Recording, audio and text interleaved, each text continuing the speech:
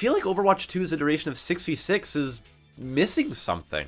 Obviously, it's not perfect. I think it's really dragged down by some of the things that were introduced to the game's 5v5 format that just weren't taken out for some reason, such as the DPS passive and Zenyatta's snap kick. But after playing the October 2020 version of Overwatch Classic, I think there's something that was done a lot better back in Overwatch 1, and that was how much faster ultimates were earned. In 5v5, slower ultimates make sense. Fights very rarely devolve into stalemates because there's so much space available to each team that isn't usually being contested by a second tank. And the reason why ults are so much more expensive in Overwatch 2 is because the ult costs were increased for 5v5 and just not changed for 6v6, but also the 25% ult charge reduction passive is still on tanks in 6v6. In my opinion, that passive serves zero purpose in a 6v6 environment. One of the biggest problems in Overwatch 1 6v6 was how some fights could just take forever to end. This was for a variety of reasons, such as